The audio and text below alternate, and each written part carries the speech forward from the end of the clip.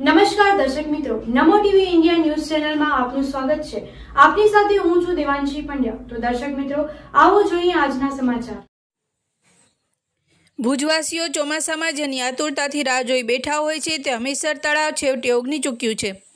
ગઈકાલે મધ્યરાત્રિએ 11 વાગ્યાની આસપાસ ભુજના હૃદય સમૂહ હમીરસર તળાવ ઓગની ચૂક્યું છે। કચ્છમાં છેલ્લા 4 દિવસથી વરસાદી માહોલ છવાયો છે અને વરસાદી સિસ્ટમ ગઈકાલ સાંજથી જ કચ્છમાં પ્રવેશી છે। ત્યારે આજે કચ્છમાં રેડ એલર્ટ અપાયું છે અને કચ્છના બધા બંદરો કંડલા, માંડવી, અદાણી પોર્ટ અને જખો પોર્ટ ઉપર તંત્ર દ્વારા એલર્ટ અપાયું છે। કોસ્ટગાર્ડ દ્વારા દરિયામાં માછીમારોને બોટ સહિત અગાઉથી જ પરત બોલાવી લેવાયા હતા।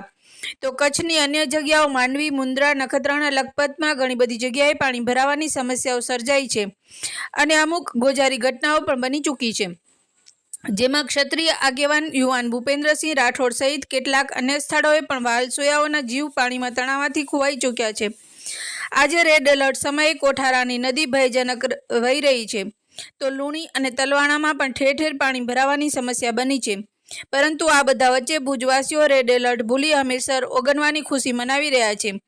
તંત્ર દ્વારા જોકે સાવચેતીના પગલા સ્વરૂપે કચ્છ જિલ્લા કલેક્ટર અમિત અરોરાએ સાવચેતીપૂર્વક વર્તવા અનુરોધ કર્યો છે।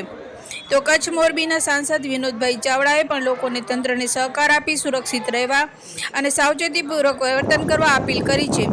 નમો ટીવી ઇન્ડિયા દ્વારા સ્થાનિકો સાથે પણ વાર્તાલાપ કરાયો હતો।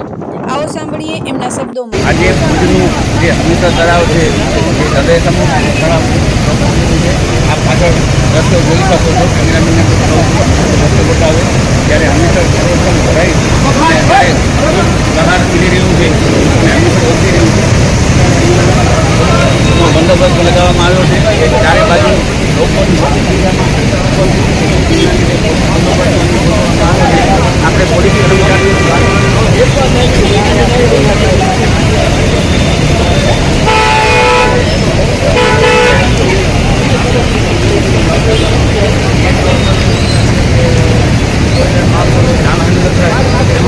કોઈને કંઈ તકલીફ ન પડે એ રીતના અમે બંદોબસ્ત કાલ રાતથી ચાલુ છે, પરિસ્થિતિ શાંત છે અને તકલીફ પણ જોઈ નિહાળી અને ખૂબ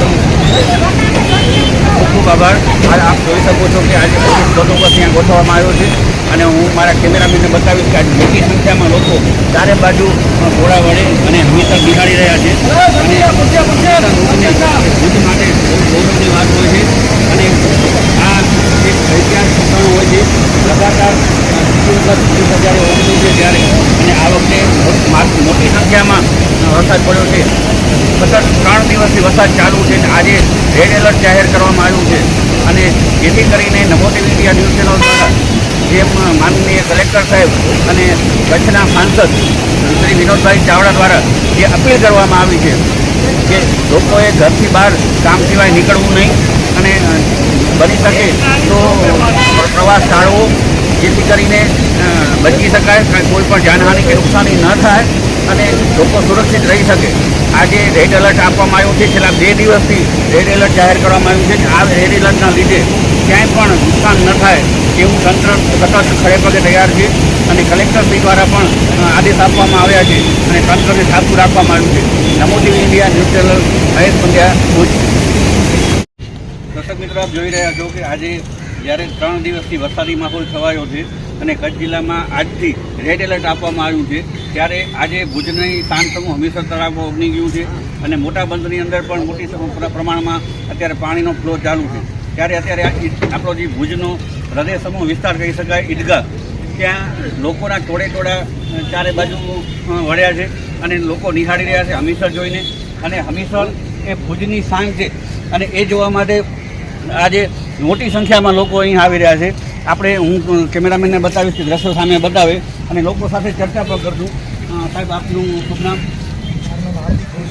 હાર્દિકભાઈ, આજે જે હમીરસર ઓગન્યું છે અને આજે હમીરસર આપણું ચલોચલ ભરાઈ ગયું, એના વિશે આપ શું કહેશો? ભુજ માટે હમીરસર એટલે એમનો હૃદય છે અને દરેક ભુજવાસીઓ જે દરેક હમીરસર ભરાય અનેરો ઉત્સાહ ભુજવાસીઓમાં રહે છે અને દરેક લોકો અહીંયા જોવા માટે આવે છે અને એક આપણે દિવાળી જેવો માહોલ સર્જાય છે। તમે જોઈ શકો, આપણે રાજાશાહી વખતથી જ્યારે પણ હમીરસર ઓગણી છે જાહેર રજા આપવામાં આવી છે તો બધા પ્રફુલ્લિત થઈ જાય છે હમીરસરની આ દ્રશ્ય જોઈને। અમે પણ પ્રોફિટ થઈ ગયા આના ખૂબ ખૂબ આભાર. અને એક દર્શક મિત્રો એક પણ કહી દઉં કે હાર્દિકભાઈ છે અમને ઠંડી ઠંડી રોજ દરરોજ આઈસ્ક્રીમ ને ગોલા ખવડાવે છે. એમનો પણ એના માટે ખૂબ ખૂબ આભાર. કેમ કે ગોપી ગોલા ઘરના માલિક છે અને એમના દ્વારા અમને રોજ સારામાં સારો આઈસ્ક્રીમ પીરસવામાં આવે. આપણે બીજા દર્શક મિત્રો વાત કરી એજાજભાઈ, આજે જે હમીરસર ઓગણ્યું છે અને ભુજમાં જે આ વરસાદી માહોલ છે હમીરસર છલછલ ભરાઈ ગયું છે, તો આપની શું ખુશી છે? મને તો બહુ ખુશીનો આનંદ મેળવી છે કે લગાતાર આ ત્રીજી વાર એવી રીતે હમીરસર ઓગણ્યું છે. 3 વર્ષમાં પહેલી વાર અમે આવી ઓગણ જોઈ છે અને જ્યારે ઓગણ જોવા આવી ત્યારે ઓગણ એટલી હોતી જ નથી. આ વર્ષે બહુ સારું ઓગણ્યું છે હમીરસર. આજે કચ્છમાં રેડ એલર્ટ આપવામાં આવ્યું છે, પણ રેડ એલર્ટને ગણકાર્યા વિના આજે મોટી સંખ્યામાં માણસો બહાર નીકળી પડ્યા છે, તો આપ શું કહેશો? એ માણસોની બેદરકારી કેવા કે નીકળે છે. કલેક્ટર સાહેબ કહે છે કે ભાઈ તમે સાવચેત રહ્યો, નીચાણવાળા વિસ્તારોને ધ્યાન આપો, તો એ માણસો પોતાની મનોરંજન માટે બહાર નીકળે છે. પણ હું તો એટલો નથી વિચારતા કે આગળ જતાં કોઈ તકલીફ થશે. એના કરતાં જે નીચાણવાળા વિસ્તાર છે એ લોકોને પહેલે તમે સેપરેટ કરો, પછી તમે તમારી મજા માણો. ખરેખર બહુ સરસ વાત કરી એજાજભાઈએ. અને હું તમામ દર્શક મિત્રોને પણ એ જણાવવા માગું છું કે તંત્ર દ્વારા વારંવાર એલર્ટ આપવામાં આવ્યું છે. કચ્છના કલેક્ટર શ્રી અમિત અરોરા સાહેબ અને માનનીય સાંસદ જે વિનોદભાઈ ચાવડા દ્વારા પણ એક મેસેજ આપવામાં આવ્યો હતો અને એમના દ્વારા પણ કહેવામાં આવ્યું હતું કે ભાઈ કોઈ પણ જાતની બેદરકારી ન રાખવી, સાવચેતી રાખવી અને તંત્રને સાથ આપવો. અને અત્યારે જ્યારે આ વરસાદી માહોલ છે ને રેડ એલર્ટ જ્યારે ખાસ કરીને અપાયું છે કચ્છની અંદર, ત્યારે સૌએ સાથે મળીને તંત્રને સહયોગ કરવો અને પોતાની સુરક્ષા જાળવવી, પોતાના પરિવારની સુરક્ષા જાળવવી. અને અત્યારે આપ જોઈ શકો છો કે મોટી સંખ્યામાં લોકો અહીં ઉપસ્થિત થયા છે અને હમીરસર નિહાળી અને આનંદ મેળવી રહ્યા છે. Namo TV India news channel, Mahesh Pandya, Bhuj.